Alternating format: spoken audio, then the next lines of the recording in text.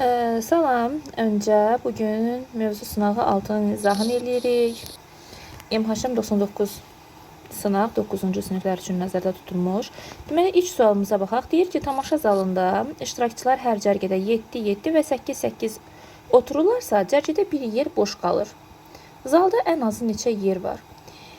Biz elə bir rəqəm seçməliyik ki, hələ bir yeri boş qalır sözünə fikir verməyək. Elə bir rəqəm seçək ki, o rəqəmi 7-7, 8-8 bölə bilək. Yəni 7-yə və 8-ə bölünən ən az dediyi üçün ən kiçik ədədi seçirik. 7 ilə 8 qarşılıqlı sadə ədədlər olduğu üçün ən kiçik ədəd, yəni onlara əkob seçəndə qarşılıqlı sadə ədədlərin əkobu hasil edir. Yəni 7-8-im 56 edir. Deməli 7-7, 8-8 bölmək üçün ən kiçik 56 seçə bilərik. Amma bu deyir ki, bir yer boş qalsın, ona görə də üzərinə 1 gəlirik. Olur 57. Həqiqətən də 57 ilə yer seçsək, 56-sı 7-7, 8-8 qruplaşacaq, bir yerimiz artıq qalacaq. Deməli, ikinci suala baxırıq. Çoxluqlarda bunu düstur şəkildə yazmaq olar, amma ən gözəli Euler diaqramı çəkməkdir. Gəlin Euler diaqramını çəkək.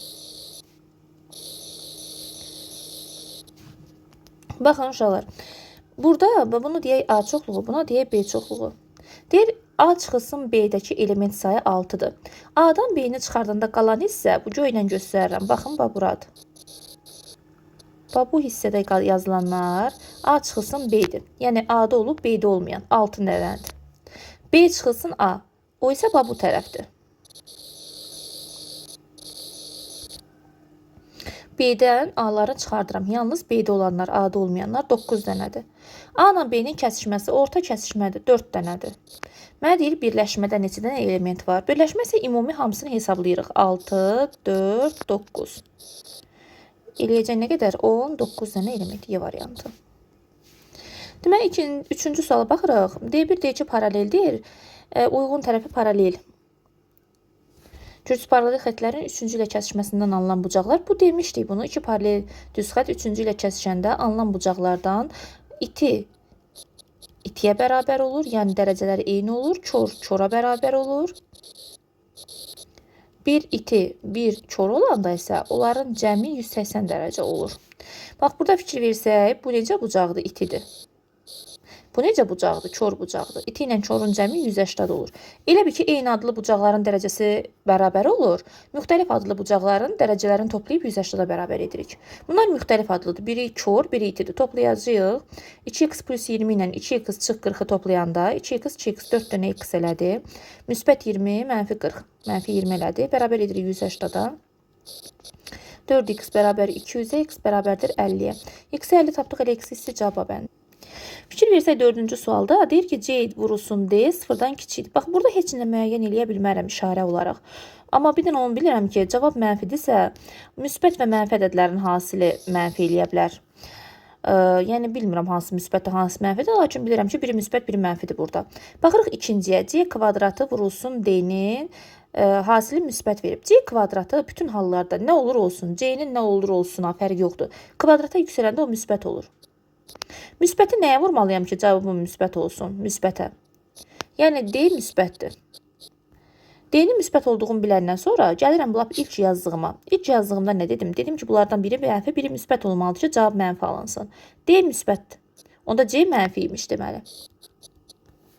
Gəlirik sonuncu üçüncüyə. C mənfidir. İndi M nə olmalıdır ki, hasil müsbət olsun? M də mənfi olmalıdır ki, mənfi vurulsun mənfi, sıfırdan böyük cavab alınsın, müsbət cavab alınsın. Deməli, M də mənfi. C, D, M-i uyğun olaraq düzürük. C-miz mənfi, D-miz müsbət, M-imiz mənfi. Mənfi, müsbət, mənfi, cavab C bəndir. Uşaqlar, 5-ci sual müqayisədir. Baxın, 5 ilə 8 ilə 5 arasındakı fərq 3-dür.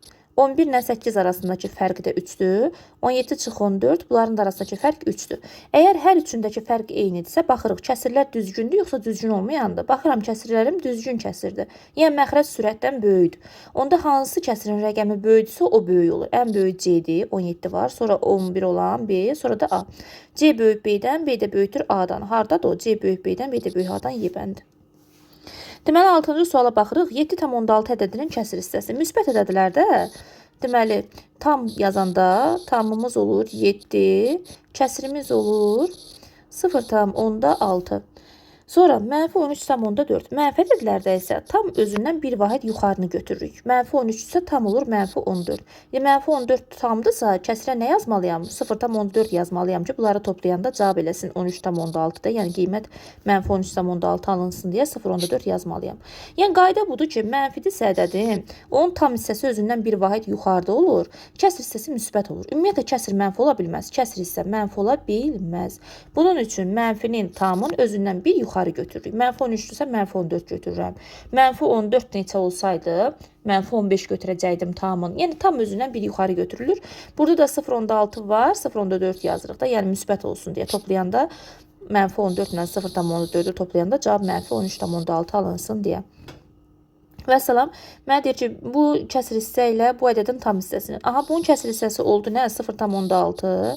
Burada da tam hissəmiz oldu nə? -14. Buranda bir-birinə cavab eləyəcək. -8,4 deyəndə. Deməli, baxırıq buradan 7-ci suala. Düzbucaqlının n-in 30% artırdıq. N nə idi? A idi. A-nı 30% artırdıq. Vurduq %130-a. Sonra uzunluğu 30% azaltdım. Uzunluq nə idi? B idi. 30% azaltdım. Oldu nə? %70. Bu barədə dərsdə izah eləmişdik. Düzbucaqlının sahəsi necə dəyişər? Baxaq, fikir verək. Bu 0 getdi bundan, bu 0 da getdi bundan. Yuxarıda nə qaldı? Bu A vur B'miz heç öz yerində qalsın. Yuxarıda oldu. Deməli, 91, aşağıda da 100.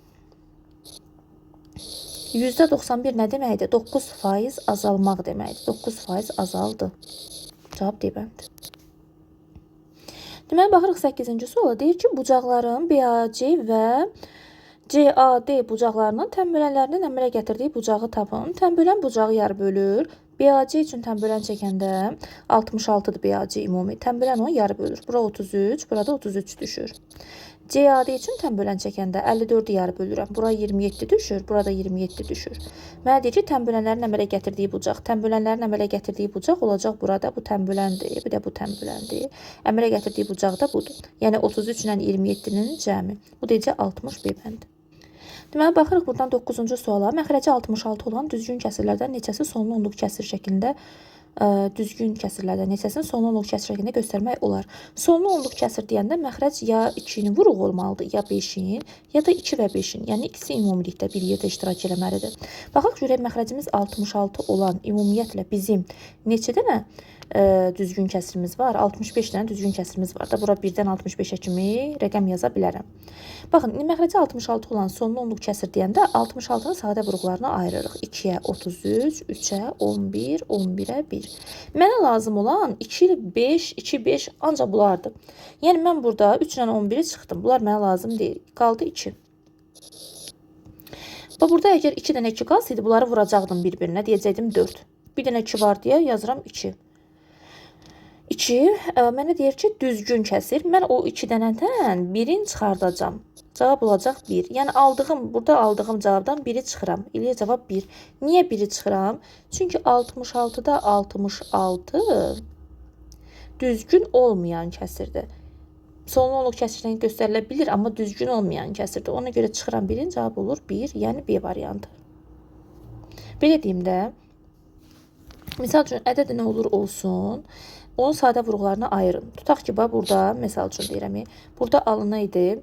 2 dənə 2, bir dənə 5, bir dənə 3, bir dənə 11. Sən bunları çıxacaqdın, bunlara baxma. Sənə 2-lər 5-lər lazımdır. 2-ləri 5-ləri vuracaqdın bir-birinə. Alacaqdın ki, 2, 4, 4, 5, 20. Alacaqdın 20. Amma cavab 20 deyil. 20-dən birini çıxacaqdın, cavab olacaqdı 19. O çıxdığın bir hansıdır? Misal üçün 66 deyirsə 66-da 66. Niyə? Çünki səndən düzgün soruşur, amma bu düzgün olmayan kəsirdir. Ona görə 1 çıxacaqdın cavabdan. Uşaqlar, qarşılıqlı təsvir ədədlər hasilləri 1-ə bərabər olan ədədlərə deyilir. Amma həm də işarələri eyni olmalıdır. Yəni bir müsbət, bir mənfidirsə bu qarşılıqlı tərs deyil.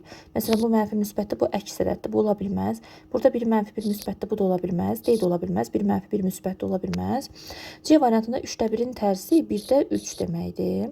Həqiqətən də 3-də 9-a baxın. 3-ə ixtisar aparsam bura 1 düşər, burada 3 düşər. Elə 3-də 9, 1-də 3 deməkdir. Cavab olacaq C bəndi.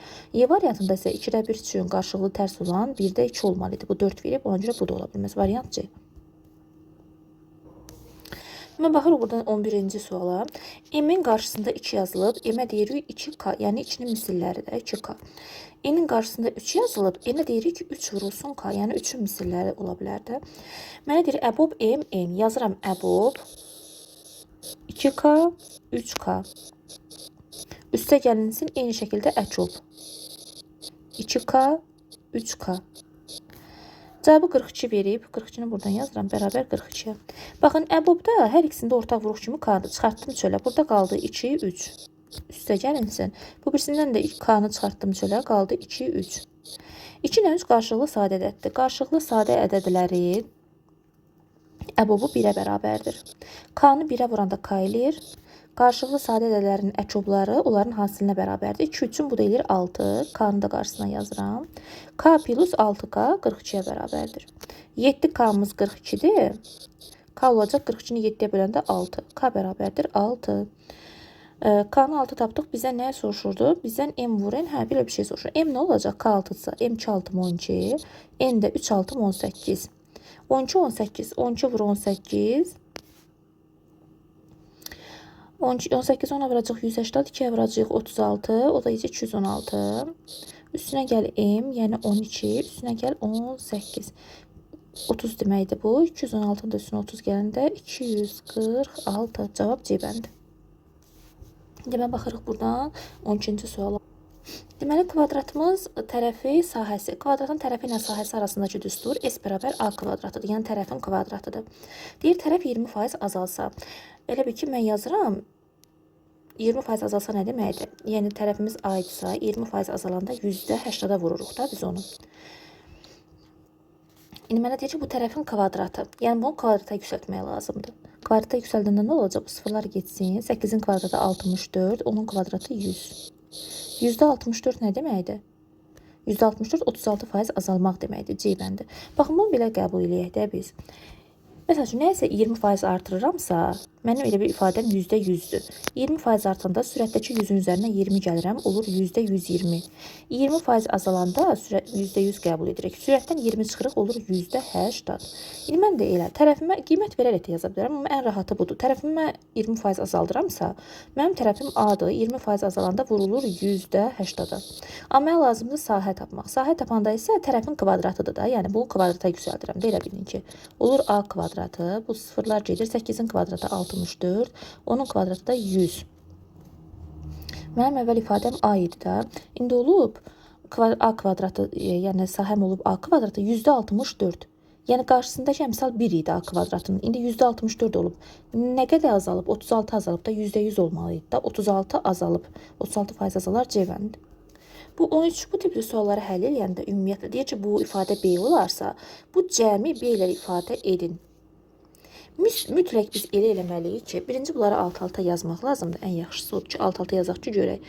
Baxın, 11-də 3, üstə gəlinsin 13-də 5, üstə gəlinsin 15-də 7, bərabərdir B-yə.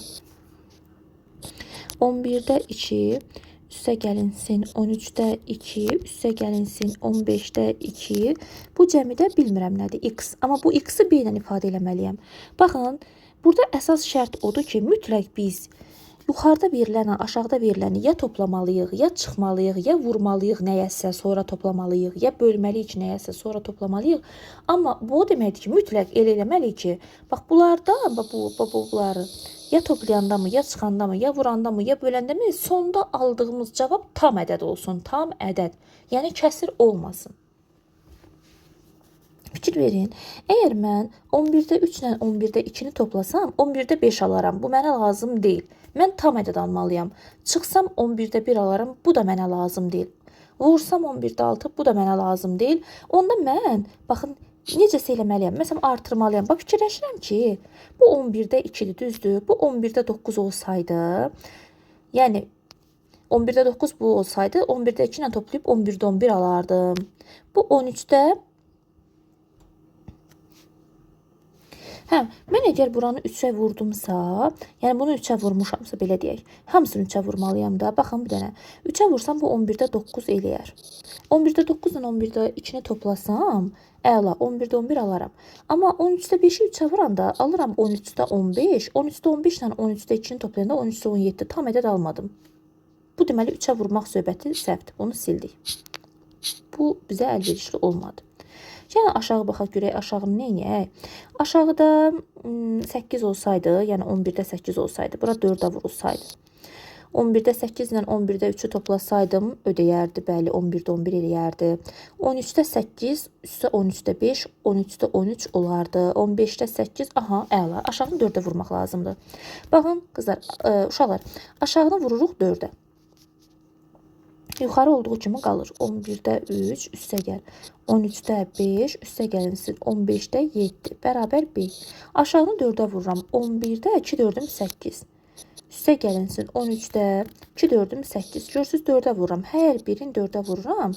15-də 4 2 8 bərabərdir. Cavabı da 4-ə vururam. 4x-a. İndi baxın, sürətlə yuxarıdakı ilə aşağıdakını toplayanda nə olacaq? 11-də 3-ün üstünə 11-də 8 gələndə 11-də 11 olacaq. 11-də 11 nə deməkdir? Bax, bunları toplayıram. 1 deməkdir. Bunları toplayanda 13-də 13 olacaq. O da 1 deməkdir. Bunları toplayanda 15-də 15 olacaq. O da 1 deməkdir. Bərabərdir B plus 4x-a. Aldıq buradan 3. 3 bərabərdir B plus 4x-a. Fikir verirsiniz, 3 aldıq. Yəni, obşu bu cəmdən tam ədəd aldıq. Mənə x lazımdır deyə x-i tapıram. 4x bərabərdir 3 çıx B-yə. X də bərabər olacaq. 3 çıxılsın B bölünsün 4-ə. 3 çıx B bölü 4 cavab C-bəndir. Bizdən soruşur ki, mənfi ədədi göstərin. Kök altılara dəymirik. Kökün altında verilməyəni kvadrata yüksəldib kökün altına salırıq. Bu kök 3-dür. Çıx kök altında 1. Bu nəticə müsbətdir. Burada 2-ni 4 kimi yazacaq kök altında. Çıx kök altında 2. Bu da nəticə müsbətdir. Bu birisinə baxaq. Kök altında 5 çıxılsın. 3-ü yazacaq kök altında 9 kimi. Kök altında 5 9-dan kiçik olduğu üçün alınan cavab mənfi olacaq. Cavab C bəndi olacaq. Baxın, deyək ki, yalnız B çoxluğuna aid olan ədədləri seçin. Desəydi B çoxluğuna aid olan, deyəcəkdi ki, B-nin içində 2 ilə 4-dür. Cavab 2 4 olacaqdı. Amma yalnız B dediyi üçün yalnız B-yə aid olan bir şey yoxdur. Çünki B-yə aid olan hər bir şey, baxın, A-nın içərisindədir. Yəni, təkcə B-nin payında heç nə yoxdur. Ona görə cavab olacaq D bəndi. Amma desəydi B-yə aid, cavab 2 4 olardı. Baxırıq buradan 16-ya. Uyğun tərəfləri paralel olan bucaqlar demişdik, eyni adlıdırsa bərabərdir. Müxtəlif adlıdırsa cəmləri 180-dir. Baxın, eyni adlıdır. Bu da itidir, bu da itidir. Deməli, bunlar bərabərdirlər. 3x bərabər olacaq 2x plus 25-ə. X də bərabər olacaq 25-ə. Bu da bizdən x-i soruşur, cavab 25. Deməli, mənfi 7, 17 aralığında neçə tam ədəd var? Aralıqda olan ədədlərin sayını tapmaq üçün sonuncudan birincini çıxırıq. Əgər hər ikisi daxil deyildirsə, yəni mən buna belə lorud eləsə yumru mötərəcətdə nə mənfi 7 daxildir, nə 17 daxildir. Yarım intervaldır da bu belə desək. Onda sonuncudan birincini çıxırıq, 17-dən çıxırıq mənfi 7-ni. Alırıq nə? Cavab olaraq 24. Aldığımız cavabdan bir də 1 çıxırıq. Olur 23. Deməli, bu aralıqda 23 dənə ədəd var. Bunu yadımıza saxlayırıq, ha, mütləq. Bu qayda vacibdir. Deməli, hər ikisi daxil deyilsə bu cür. Hər ikisi daxil olsa, parça yazılsa, buna parça deyirlər. Transkripsiya kimi yazanda parça olur. Hər ikisi daxil olsa, mənfi 7, 17 deyib. Bu o deməkdir ki, bu aralığa mənfi 7 də daxildir, 17 də daxildir. Bu o deməkdir ki, bura mənfi 7 və 17 daxil deyil. Bu mötərəcə daxil deyildir, amma bu daxildir. Hər ikisi daxil olanda yenə sondan başlanğıcı çıxırıq. 23. Bu dəfə aldığımız cavabın üzərinə 1 gəlirik. Hər ikisi daxil olanda üzərinə 1 gəlirik. Hər ikisi daxil olmayanda aldığımız cavabdan 1 çıxırıq. Bu 24 düzür istəyirəm. Üstə 1 gələndə 25 edir. Biri daxildir, biri daxil deyil olanda, yəni məsəl üçün biri mənfi 7-dir, bu tərəfdə 17. Biri mənfi 7, biri 17-dir. Baxın, mənfi 7 daxildir, 17 daxil deyil. Onda sondan yenə başlanğıcı çıxacağam. Alacağım cavabı 24. Da nə üstə 1 gələcəm, nə 1 çıxacam. Belə heç nə yoxdur. Elə cavab olacaq 24. Biri daxil olub, biri daxil olmayanda sadəcə çıxıb yazırıq. Hər ikisi daxil olanda sondan başlanğıcı çıxırıq, üzərinə 1 gəlirik. Hər ikisi daxil olmayanda sondan başlanğıcı çıxırıq. Aldığımız cavabdan da 1-ə 1 çıxırıq. Deməli, şəkərin qatlıq faizini istəyir. Baxın, maddə bölünsün məhlul, məşhur düsturdur. O mütləq bilməyimiz vacibdir. Vurulsun 100%. Maddə nədir? Yəni, burada verilən şəkərdirsə şəkər, duzdursa duz, spirtdirsə spirt, yoddursa yod, yəni budur. Baxırıq qrafikə, şəkər nə qədərdir? 34. Yəni, maddəmiz 34-dür, şəkərimiz. Məhlulumuz, ümumi qarışığımız nə qədərdir? 68. Vurulsun 100%. Bu 1, bu 2, ixtisar getdi, cavab 50. A, O, B açıq bucaqdır. Yəni hamısını toplayanda 180 dərəcəni verməlidir. 2 dənə beta var. Sonra 2 dənə alfa var. 45 ilə də 35-i toplayanda 80 eləyir. Bunların cəmi 180 verməlidir. Belə çıxır ki, 2 beta plus alfa bərabərdir. 180-dan 80 çıxacaq 100-ə. Beta plus alfa bərabər olacaq 50. Səndən də onu soruşur, cavab 50. 1,4 ədədinin tərsi. Əvvəla çevirək. 4-də 1 4 4, 4-də 7-dir. Tərs deyəndə çeviririk. 7-də 4. Əks deyəndə qarşısına mənfi yazırıq. Mənfi 4-də 7. Mənə deyir ki, bunların tərsinə əksin cəmini tap. 7-də 4, üstə gəlinsin mənfi 4-də 7. Olacaq mənfi 4-də 7. Orta məhrəci 4, 7, 28. Bura düşəcək 4, bura düşəcək 7. 4, 4, 16. 7, 7, 49. 16-dan çıxacaq 49-u. Mənfi 33. Bu da 28. Hazır cavab. Deyir ki, 21-ci sualda 293 ədədindən kiçik natural ədədlər içində neçəsi 6-ya bölünür, 5-ə bölünmür. Əvvəla birinci cümləmizi oxuyaq, 6-ya bölünür. 293-dən kiçik 6-ya bölünən. Belə deyək də 293-ü bölək 6-ya bir dənə. Görək nə qədər ədəd var. 293 6-ya bölünən neçə eləyir? Deməli 4 6 24, 5 53, 8 6 48, 5 neyse. Deməli 48 dənə 293-ün içərisində 6-ya bölünən ədəd var. 48 dənə 6-ya bölünən 48 dənə ədəd var. Fikir verin, burada deyir 6-ya bölünür, 5-ə bölünmür. O 48 dənənin içərisində 6-ya bölünən 48 dənə oldu. Bunların içində 5-ə bölünməyənləri tapmalıyıq. Yəni görək 48 dənənin içərisində neçəsi 5-ə bölünmür. Biz gedək 293-ü bölək. Həm 6-ya, həm də 5-ə bölünən ədəd nədir? 30. 293-ün içində 30-a bölünənlərin sayını bilsəm, deməli o 30-a bölünənlər həm 6-ya, həm 5-ə bölünənlərdir də. Bizə isə lazımdır sadəcə 6-ya bölünənlər. Yəni 293-ün içərisindən 30-a bölünənləri çıxardacağıq. 6-ya bölünənlərdən 30-a bölünənləri çıxardacağıq. Deyim, qarışdı. 293-ü 30-a böləndə böləcək 9-da. 9 dəfə eləcək. 9 üçün 27, 273. Bunu yazmaq lazımdır. Burası yazıram ki, tam başa düşəsiniz. 9 dənə. Deməli 293-ün içində 9 dənə ədəd var ki, 30-a bölünür. 30-a bölünən 9 dənə ədəd var. 48 dənəsi 6-ya bölünür. 30 dənəsi, daha doğrusu 9 dənəsi 30-a bölünür. Yəni 30-a bölmək nə deməkdir? Həm 6-ya, həm də 5-ə bölünür. Mən o 48-in içərisindən 5-ə bölünənləri, yəni həm 6-ya, həm 5-ə bölünənləri çıxıram, 9-unu çıxıram. Qalır yerdə 41. Deməli 41 dənəm. Görəndə 41 səhv yazdım. Bağışlayın. 39. Aha. Yerdə qaldı 39 dənəm. 7 çıxıram. 39. 39 qaldı. Demək 39 dənəmiz sırf 6-ya bölünür. Yəni 5-ə bölünmür. 6-ya bölünür, 5-ə bölünmür. Baxın, burada deyir, sürəti 1-ə bərabər olan adi kəsirlərə alikvot adi kəsir deyilir. 42-də A kəsiri A-nın neçə qiymətində alikvotdur. Yəni biz A-nın yerinə nə yazsam, sürətdə 1 alır. Birincisi 1 yazsam A-ya. 43-də 1 əla. Sonra 2 yaza bilərəm A-ya. 42-də 2 olar. İxtisar getsə 1-də 21 olar. 3 yazsam 42-də 3. İxtisar gedəcək 3-ə. Bura 1, bura 14. Yenə 1 oldu sürət, bəli. 4 yaza bilmərəm. Yəni 42-ni bölənləri yazmalıyam da, belə deyək.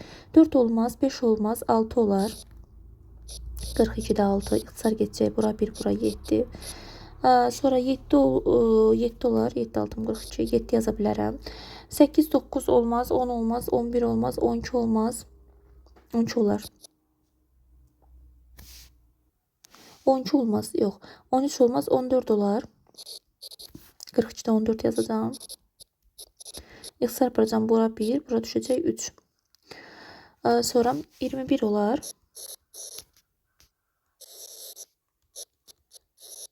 Bir də 42-də 42-nin özü olar da. 21, bir də 42-nin özü. O da yenə 1 alınacaq sürətdə. Bax belə. Sayırıq indi. 1, 2, 3, 6, 7, 14, 21, 42. 8 dənə. A-nın neçə qiymətində? 8 qiymətində.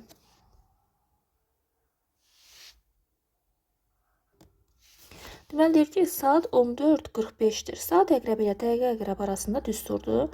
Mütləq bilməliyik bunu. 11 vurulsun deyil, yəni dəqiqə, çıxılsın 60 vurulsun saat. Bunu modulda yazılır ki, cavab mənfi alınsa müsbət götürək. Bölünsün 2. Baxırıq burada nəyə? Saat 14:45. İndi 14 deyə saat yoxdur da. 14 deyəndə biz 2 nəzərdə tuturuq da. Saat görəndə 2 yazacağıq yerinə. Dəqiqənin də yerinə 45. Yazım, yuxarıda hesablayıram. 11'i vuracağım 45'e. Çıxacağım 60 vurulsun 2. Modulda yazırıq. Bölünsün 2. Hesablayırıq. Aha, baxın, yuxarıda sürəti hesabladım mən. 11'i 45'e vurdum. Çıxdım 60 vur 2'ni. Aldığım cavabı 2'ye böldüm. Oldu 187,5. Cavab bu değil. Baxın, cavab 180'dan böyük olanda həmişə yadımızda saxlayırıq. Mütləq biz 360'dan həmin rəqəmi çıxmalıyıq. 360'dan çıxmalıyıq. 187 tam 10'da 5'i. 10'dan 5, 5, 9'dan 7, 2, 15'ten 7, 2'den de 1, 172'den 10'da 5. Yəni aldığımız cavab mütləq 180'dan kiçik olmalıdır. Bəs 180'dən böyük cavab alsaq nə elədik? 360'dan çıxdıq. Baxın, 24-cü sualı düsturunu da yaza bilərik. Amma ən yaxşısı şəkil çəkməklə deyilir, diaqramı çəkməklə. Nə deyir mənə? Gəlin birinci kəsişməni yazaq. A-nın B-nin kəsişməsi M plus 3'dür. Qırmızı ilə yazıram ki, qarışmasın. Bax, bu kəsişmə M plus 3. Sonra nə deyir? Birləşməmiz isə ümumi 27 dənədir. Birləşmə deyəndə buranı toplayırıq. Bax, fikir verək. A-da 2M çıxılsın, 2M üstəgəlinsin 4A. A ümumi bütöv baba bu deməkdir. 10M plus 3'ün mən bura yazmışamsa, bura nə yazmalıyam? Elə bilin ki, 2M plus 4 obşu bütövdür. Oradan kəsişmədəki M plus 3'ü çıxıram. Qarşıdaya mənfiyə görə bu mənfi olur. M 4 müsbət 4'dən də 3 çıxanda 1 eləyir də. M plus 1. Bax, bura yazıram M plus 1. İndi M plus 1 ilə M minus 3 hamısı bir yerdə ümumi A'ya bir dənə fikir verir. A'da 2M plus 4 dənə oldu element. B'mizdə ümumi 3M plus 2'dirsə, 3M plus 2'dən hər ikisinin içində olanı, yəni kəsişməni çıxıram M plus 3'ü. Yenə deyirəm, bura mənfi, qarşıdakı mənfiyə görə eləyirəm. 3M'dən M çıxanda 2M, 2'dən 3 çıxanda mənfi 1. Deməli, bura yazmalıyam 2M çıx 1. Bu elə bilin B çıxa deməkdir də. Baxın, bizə nə soruşur? A çıxılsın B-ni. A çıxılsın B haradır? A çıxılsın B-ni. A çıx B göylə göstərirəm. Yəni A'da olub, B'də olmayanlar. Bax, buradır. Sonda məndən bunu soruşur. Yəni M plus 1'i soruşur məndən ki, bax, bunu tap. Gedək M'i tapaq. Ümumi hamısı 27'dir. Yəni M plus 1, M plus 3, 2M minus 1 toplayıb bərabər edirik 27'ye. Toplayanda nə qədər edəcək? M üstə M 2M, 2M üstə 2M 4M. 1'in üstə 3 gəlirik 4 eləyir. 4'dən də 1 çıxanda 3 eləyir. Plus 3 bərabər 27. Hesablayırıq tənliyi. M olacaq. 27'dən 3 çıxırıq 24. 24'ü 4'ə bölürük 6. M 6'dır. Mənə də M plus 1 lazımdır. 6'nın da üstə 1 gələndə 7. Cavab 7. Yenə deyirəm, bildik də biz A çıxılsın B deyəndə bu hissə nəzərdə tutulur. Baxın, bax, buralar. B çıxılsın A desə, onda bunu atırıq o tərəfə, ancaq baba bu hissə nəzərdə tutulur. Dalğalı ilə xət çəkdiyim yerlər. Sonuncu 25-ci suala baxırıq. 2 çıxılsın 3'də kök altında 7. Baxa görə bu modulun içi mənfidir ya müsbətdir. Bunu mən yazıram. 2'ni yazıram 3'də 6 kimi. 3'də 6 çıxılsın 3'də kök altında 7. 6'nı 36 yaza bilərəm kök altında. Əlbəttə ki, 336 3'də 7'dən böyükdür də. Deməli, bu müsbətdir. Bu da zaten müsbətdir. Çünki toplamadıda orada çıxma yoxdur, mənfi alınsın. Müsbət olanda modulu olduğu kimi açırdıq. Mənfi olanda yerlərini dəyişirdik. Yəni, əgər bu mənfi olsaydı, biz bunu 3'də kök altında 7 çıx 2 yazacaqydıq. Amma müsbət olduğu üçün olduğu kimi yazdıq. 3'də kök altında 7 plus 1. Bunlar gedir. 2'nin üstə 1 gəlirik 3. Hazırdır cavabımız. Belə gəldik çıxdıq yekuna. Aydın olmayan suallarınızı şəxsdə yazıb soruşa bilərsiniz.